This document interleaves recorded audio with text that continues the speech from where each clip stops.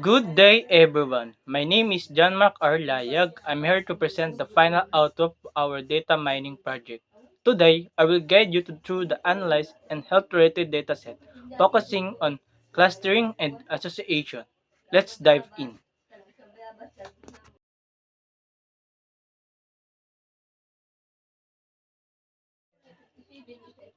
Why I choose this dataset? I selected this dataset because it provides a detailed information on health indicator such as age group, glucose levels, and diagnostical blood pressure, and other related factors. These variables are crucial for understanding patterns in health risk, which align perfectly with the goals of our project, especially it allows us to identify association and trends that can inform decision making in healthcare or prevent strategies. What is the importance of dataset? The importance of this dataset lies in the potential to uncover value insight about health condition. For example, to help us understand the relationship between lifestyle factor, blood pressure, and glucose level. Such insight are essential for addressing health risks, improving community awareness, and tailoring intervention to promote health lifestyle.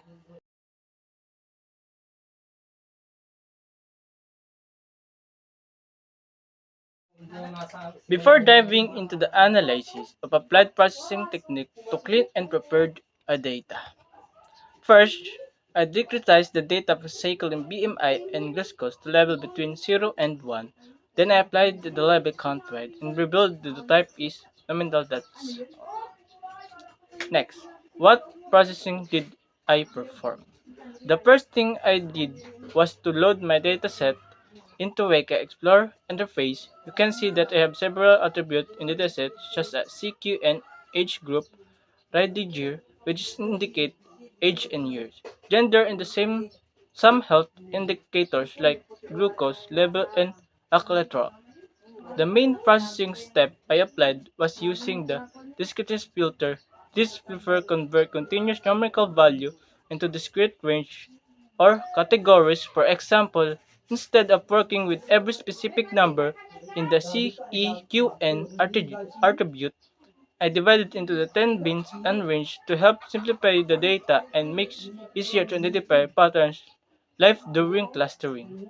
In addition, this discretizing is also handled the missing value and real world dataset. There might be missing entries. In that case of problem, then the trying and analyze the data. So I use Weka min replacement feature to fill in the missing numerical value. This means the any missing value was replaced with the average value for the attribute, ensuring that my dataset was complete. Why is processing important? The processing is a critical step because raw data often comes with the noise, inconsistency, or missing value. If we skip this step, the result from clustering or the analysis can be misleading. By converting continuous data in discrete categories using the discretist filter, I was able to simplify the dataset. This makes it easier for clustering algorithm to group similar instance together. And by filling the missing value, I'm ensuring my analysis with missing or squeezing due to the gaps of the data. Overall, processing ensures that data is clean.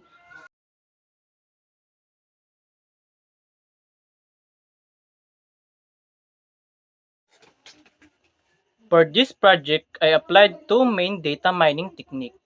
Number one is association. With this upper algorithm, I discovered the relationship between age group, BMI, and glucose levels.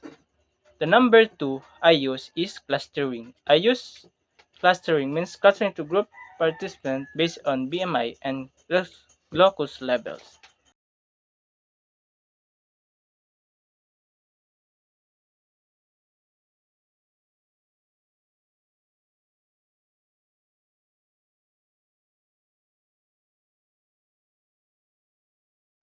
Now, I will explain the top 10 association rules identified in our dataset using Weka.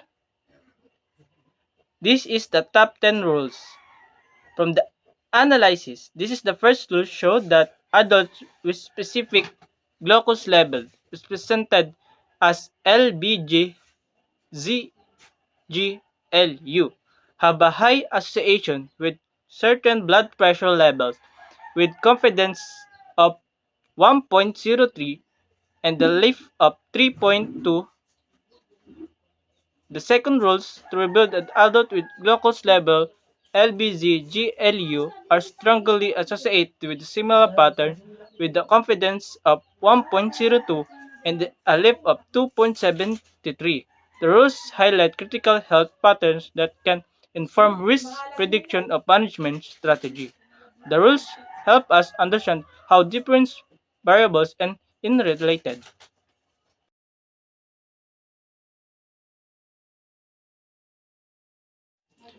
Next, I will discuss the top 3 rules. And this is the support for the top 3 rules. Now, I will explain the support of the top 3 association rules. This first rule with association adults with the glucose level LBGS-GLU as a support of 0.99 meaning if occurs in 99% of dataset. The second rule linking adults with LBGC-GLU has support of 0.97 appearing in 97% in the dataset listing the third rule involving adults from their BMI category. ELG-BMI has a support of 0.90 occurring of 90% of the dataset. This high support value indicates that these patterns are frequent and significant with the dataset highlight critical insight about the population.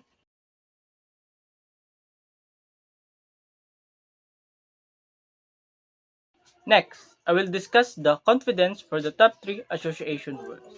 The first rule which state the adults are associated with the glucose level LBG-GGLU as a confidence of 0.99 meaning that 99% of the time what the condition is met, the rule is valid.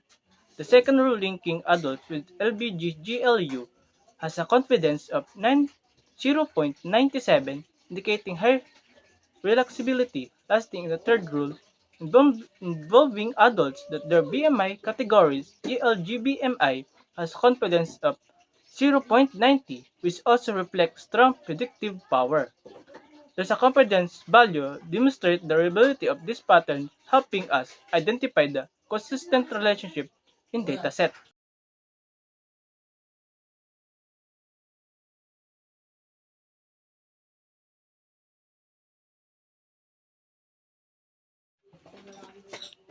How I use clustering on this data. First, let's talk about how I use clustering in this data. I use Weka filtered clustering algorithm with a simple means to prepare the clustering was what I did. I loaded the dataset into Weka and selected the filtered cluster option. I chose simple means as my clustering method because it's straightforward and effective way to find group within the data.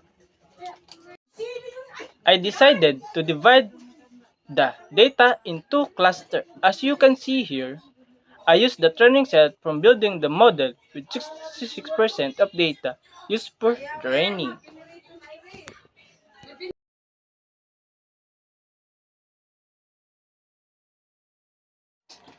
Now, let's talk about what the cluster actually represents. We can see that dataset was divided into two clusters, cluster 0 and cluster 1. Cluster 0 contained 1,379 instances with it is about 61% of data, while cluster 1 has 899 instances with 39% of data. These clusters were determined based on several attributes in the dataset, such as a group of gender, the degree of measurement.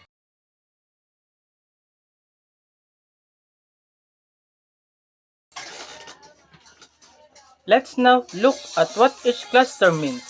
Cluster 0 appears to include data points with higher SEQ value with a wider range of with the GAR of specific measurement for attributes like LBG, SGLU, and LBX, GLT.